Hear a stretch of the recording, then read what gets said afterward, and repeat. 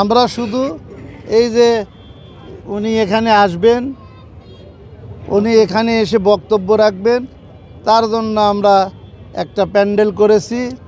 আর কিছু আপনার হলো যে এই যে আর কি ব্যানার ট্যানার ফেস্টুন এগুলো প্রস্তুতি নিচ্ছে বগুড়ার মানুষ।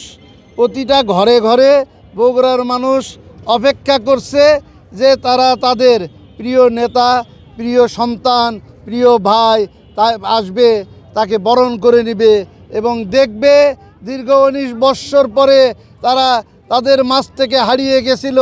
তারা অপেক্ষা করছিল কবে আমাদের সন্তানকে ফিরে পাবো, কবে আমাদের প্রিয় নেতাকে ফিরে পাবো। আজকে সেই সময় এসেছে, তারা তাদের প্রিয় নেতাকে ফিরে পাবে। তারা তাদের মধ্যে মানে কি বলবো, তাদের মধ্যে মানে আনন্দের বাঁধ ভাঙা জোয়ারের মতো তাদের মধ্যে ছুটে যাচ্ছে তারা তাদের নেতাকে বরণ করে নেওয়ার জন্য। এইমাত্র আমরা গণসংযোগ করে আসলাম। প্রতিটা পাড়ায় মহল্লায় শুধু একটাই তারেক রহমান। ভাই তারেক রহমানকে আমরা কখন দেখতে যাব? আমরা সময় দিছি 5টা, আবার নির্দিষ্ট সময় আমরা বলতে পারতেছি না। আপনারা 5টার মধ্যে মাঠে আসবেন। একমাত্র স্মার্ট সিটি বসুন্ধরা, আধুনিকতায় এক ধাপ এগিয়ে। ওনারা ঠিক 5টার মধ্যেই মাঠে আসবেন। আমাদের নেতা যতক্ষণ পর্যন্ত না আসবে স্টেজে, তারা ততক্ষণ পর্যন্ত অপেক্ষা করবে তার জন্য এবং শুধু একটাই ধানের শীষ, ধানের শীষ, ধানের শীষ।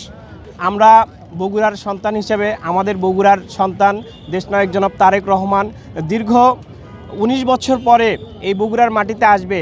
এজন্য আমরা তরুণ সমাজ এবং বগুড়াবাসী অত্যন্ত আনন্দিত, উদ্বেলিত, উৎফুল্লিত, উচ্ছ্বাসিত। ইনশাআল্লাহ আমরা বগুড়াবাসী অপেক্ষা করছি, তাকে আমরা বগুড়ার মাটিতে বরণ করে নিব।